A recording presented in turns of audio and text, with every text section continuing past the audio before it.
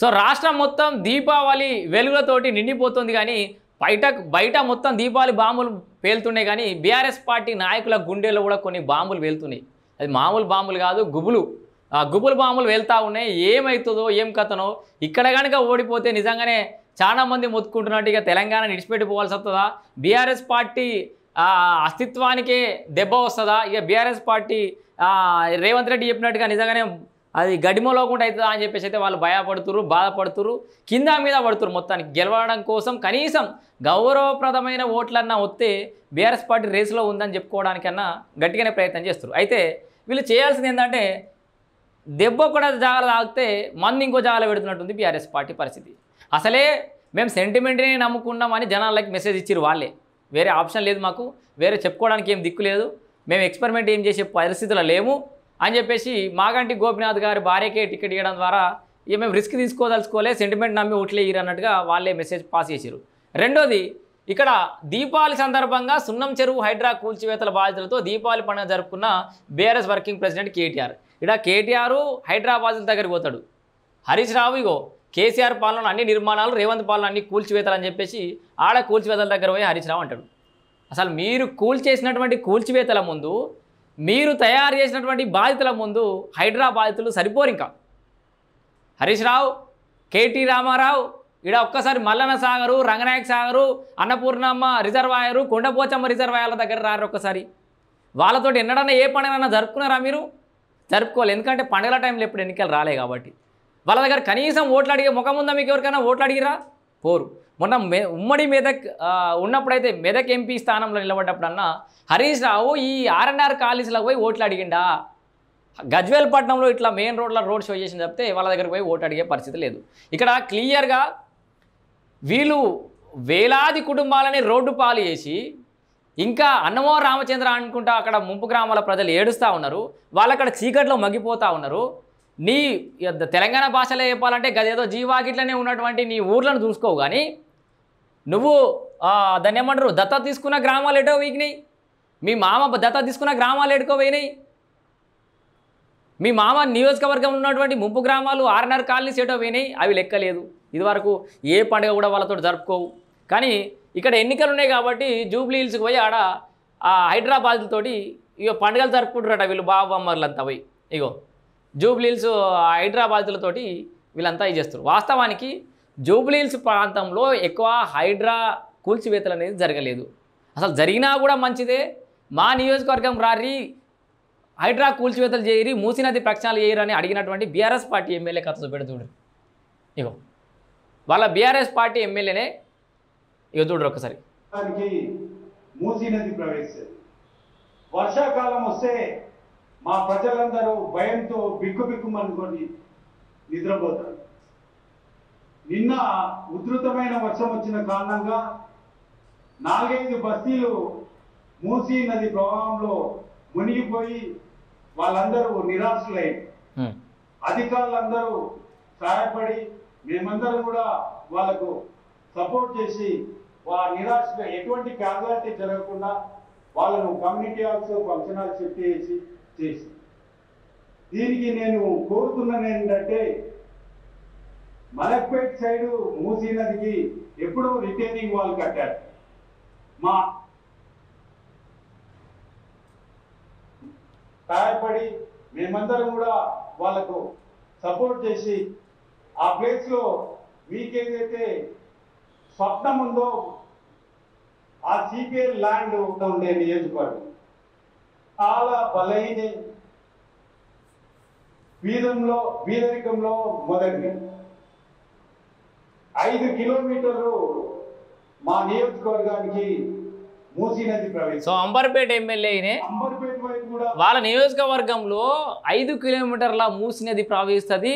జర దయచేసి ఆ మూసీ ప్రక్షాళన ఏదో జల్దీ అయ్యిర్రి. మేము చాలా పేదరికంలో మగ్గిపోతున్నాం, మురికివాడలలో మగ్గిపోతున్నాం, అర్ధరాత్రి అపరాత్రి మునిగిపోతున్నాయి కాలనీలు అని చెప్పేసి బీఆర్ఎస్ పార్టీ ఎమ్మెల్యేలనే అడిగిండు హైడ్రా కూల్చివేతలని అక్కడ ఏది బతుకమ్మకుంట ఓపెనింగ్ టైంకి. సో ఇట్లా రకరకాలుగా బీఆర్ఎస్ పార్టీలో కూడా చాలామంది ఎమ్మెల్యేలు స్వాగతిస్తున్నారు. హైదరాబాద్లో ఉన్నటువంటి ఎమ్మెల్యేలు. బీఆర్ఎస్ పార్టీకి అర్థం కాని విషయం ఏంటంటే వాళ్ళు ఊర్లలో మొత్తం కొట్టుకపోయింది బీఆర్ఎస్ పార్టీ. ఏం గెలిచినా హైదరాబాద్ ఏరియాలో గెలిచిరు. హైదరాబాద్లో గెలిచినటువంటి అందరు ఎమ్మెల్యేలకు హైడ్రా విషయంలో సంతోషంగానే ఉన్నారు. ఎందుకంటే ఆ మూసీ ప్రక్షాళన అవుతుంది, మా ప్రజలు మునిగిపోకుంటున్నారు అని చెప్పేసి వాళ్ళందరూ ఎమ్మెల్యేలు ఆలోచిస్తారు. కాకపోతే అందరు బయట పడతలేరు, కొంతమంది అయితే బయటకు మాట్లాడతారు. ఇక్కడ హరీష్ రావు గారు ఇగో భారీ కాన్వాయ్తో హరీష్ రావు రణరంగం తలపిస్తున్నారు. ఇగో మల్లన్న సాగర్ భూ నిర్వాసితులు వీళ్ళందరూ అప్పట్లో ఏదో అది ఫ్లెక్సీలు పట్టుకొని పాలాభిషేకం చేస్తా అని చెప్పేసి కేసీఆర్ బాబుకి అండ్ ప్రాజెక్టుల సందర్శన అని చెప్పేసి హరీష్ రావు అప్పట్లో కొంత హడావిడి చేసిండు. మల్లన్న సాగర్ కట్ట మీద పోతే ఇక మల్లన్న సాగర్ భూ నిర్వాసితులు అడిగిపోతే వాళ్ళని దగ్గరికి కూడా రానియలే. ఇవాళ మీరు హైదరాబాద్ల గురించి మాట్లాడి మేము మళ్ళీ వీళ్ళందరికీ కాలనీ కట్టిస్తాం, మా హయాంలో అన్నీ కట్టుడే, రేవంత్ రెడ్డి హయాంలో అన్నీ కూల్చుడేనా? ఒక్క మల్లన్న సాగర్నే 5,000 కుటుంబాలను రోడ్డు పాలు చేసినావు. 5,000 కుటుంబాలు. ఇక చూడు అది వేలాది కుటుంబాలను కూడా మామయ్య.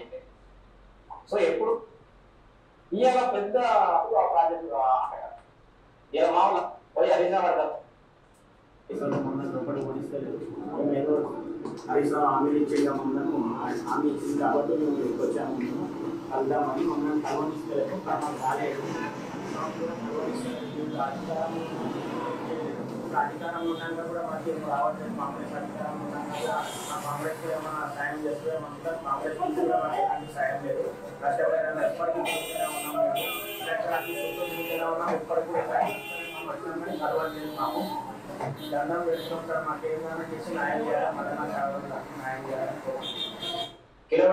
దండం పెడతాం సార్, ఏదైనా చేసి మాకు న్యాయం చేయరని చెప్పేసి మల్లన్న సాగర్ భూ నిర్వాసితులు మొన్న రీసెంట్గా ఇది ఎప్పుడు ఇది 1 year బ్యాకే అంటే బీఆర్ఎస్ పార్టీ అధికారం కోల్పోయి కాంగ్రెస్ అధికారంలోకి వచ్చిన తర్వాత హరీష్ రావు గారు ప్రాజెక్టుల సందర్శన పేరుతోటి ఇట్లా పోలీసు పహారా నడుమ నువ్వు ప్రజల మనిషివేనైతివి, ప్రజల ఆమోదంతో ప్రాజెక్టులు నిర్మించినవైతివి, ప్రజలకు పూర్తి స్థాయిలో నష్టపరిహారం చెల్లించినవైతివి, మరెందుకు గింత పోలీస్ బందోబస్తుతోటి దగ్గరికి రానియకుండా? ఏమైంది బిడ్డ, ఏమన్నా 10వ పరకుండా మిగిలిపోయిందా? అయ్యో 90% చేసినాం కదా అని చెప్పేసి అనే ముఖం ఎందుకు లేకుండా అయిపోయింది? ఎక్కడ అసలు కేసీఆర్ దాకా ఏ విషయాన్ని చేరనీయలే హరీష్ రావు. కవిత చెప్పింది 100% వాస్తవం. మల్లన్న సాగర్ ప్రాజెక్టు కానీ, అటు కొండపోచమ్మ కానీ, ఇటు రంగనాయక సాగర్ కానీ, అంతగిరి అన్నపూర్ణమ్మ కానీ, ప్రతి ప్రాజెక్టులో భూ నిర్వాసులకు సంబంధించిన సమస్యలని అప్పుడు గౌరవ ఇప్పుడు ఎక్స్ చీఫ్ మినిస్టర్ కేసీఆర్ దగ్గరికి ఏముచ్చినా ఓటమనియలేని, కనీసం అట్లానే ఏమైనా న్యాయం జరుగుతుండేనేమో. ఇగో ఇక్కడ ఎల్లాయిపల్లి, ఇదేమో మల్లన్న సాగరు, ఇదేమో అంతగిరి అన్నపూర్ణమ్మ రిజర్వాయర్ బ్యాక్ వాటర్లో భూ నిర్వాసులు తయారైన వాళ్ళు. వీళ్ళు ఒక్కసారి వీళ్ళ మాటలేనూరి.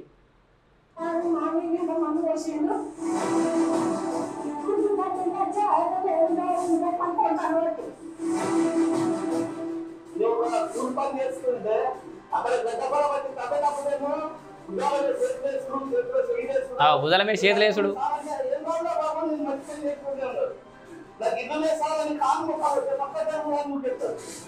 ఆ డైలాగ్ విన్నారా క్లియర్గా? మీకు వినవలేదు కావచ్చు. ఆయన ఏమంటుండంటే కూలి పని చేస్తుంటే అడిగి వేయండి హరీష్ రావు, గడపరేసి తవ్వుతూ ఉంటే ఆయన కూడా అట్టి పట్టుకుంటే, సార్ ఇది మట్టి పని ఎందుకు అని అంటే, ఏం లేదురా బిడ్డ మేము కూడా మట్టి పని చేస్తాం, ఇబ్బంది ఏం లేదన్నట.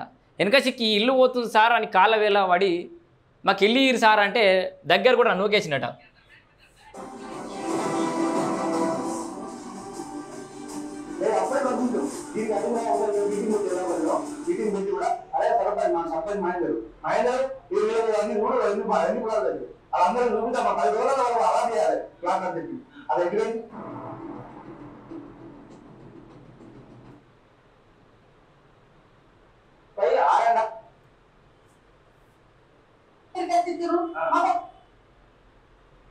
ఇక వీళ్ళ ముచ్చట్ల 1 నిమిషం పెడితే ఇప్పుడు ఎంతసేపు, దాదాపుగా గంట సేపు ఉన్నది.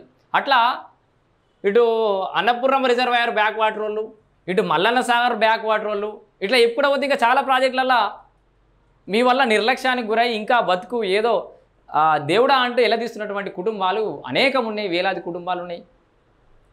ఇలా పోయి ఎన్నికలు రాగానే అడిగి పోయి ఇక హైదరాబాద్ల దగ్గరికి పోయి మీరు ఏదో సినిమా చూపెడతాం, పాపం హరీష్ రావు బతిలాడుకుంటుండేది వేరే ఏరియాకి ఏడుకో పోయినట్టుండి. పాపం ఆయన తెలియక వేరే నియోజకవర్గం అంటే జూబ్లీహిల్స్ కాన్స్టిట్యున్సీలా కాకుండా వేరే పక్క కాన్స్టిట్యున్సీలో ఆగినట్టున్నాడు. జర మీకు మీరే కాకుండా మీకు జూబ్లీహిల్స్లో మీ మిత్రులు, సన్నిహితులు, బంధువులు ఉంటే ఎప్పుడు జరా రేవంత్ ప్రభుత్వాన్ని ఊడగొట్టమని చెప్పి చెప్పురి, అక్కడ కాంగ్రెస్ని ఊడగొట్టమని చెప్పురు అని చెప్పేసి వీళ్ళని బతిలాడుకుంటుడు. ఇంత దారుణమా? ఏవో ఇది ఇక్కడ ఈయనే. సో ఇట్లా వీళ్ళేరి క్యాంపెయినర్స్ లిస్ట్. మీకు చివరిగా చెప్పాలి, జూబ్లీ హిల్స్లో అట క్యాంపెయిన్ చేయడానికి 40 మందితో ఏమో ఒక లిస్టు విడుదల చేసింది బీఆర్ఎస్ పార్టీ. సో దాంట్లో ఫస్ట్ లైన్ ఫస్ట్ పేరే తెలంగాణ తొలి ముఖ్యమంత్రి గజ్వేల్ ఎమ్మెల్యే కల్వకుంట్ల చంద్రశేఖరరావు గారు అని పేరు పెట్టారు. చాలా వాస్తవానికి సంతోషంగా అనిపించింది చాలా రోజులతో. మరి ఇప్పుడన్నా పులి బయటకు వస్తుందేమో అని. మరి ఆ పులి బయటకు వస్తుందా, పేపర్కే ప్రకటనకే పరిమితమైతే అయితే ఎదురు చూడాలి. కానీ నిజంగా కేసీఆర్ కనుక జూబ్లీ హిల్స్ నియోజకవర్గంలో అడుగు పెడితే ఇది ఖచ్చితంగా అధికారం కోసం తప్పితే ప్రజల కోసం ఏనాడు కూడా ఆలోచించిన లెక్కలు రాదు. ఏమని మెసేజ్ ఇస్తాడు కేసీఆర్? బిడ్డ 2 ఏళ్ల నుంచి నేను నా గజ్వేల్ నియోజకవర్గ ప్రజల సమస్యలను పట్టించుకోలేదు, 2 ఏళ్ల నుంచి నేను గజ్వేల్ నియోజకవర్గంలో తిరగలేదు, 2 ఏళ్ల నుంచి నేను ఎప్పుడు అసెంబ్లీకి పోలేదు, 2 ఏళ్ల నుంచి నేను ఎప్పుడు ప్రజల సమస్యలు మాట్లాడలేదు, 2 ఏళ్ల నుంచి నేను నా కుటుంబ సమస్యలతో సతమతం అవుతున్నా అని చెప్పేసి మాట్లాడతావా? ఏం మాట్లాడతాడు కేసీఆర్?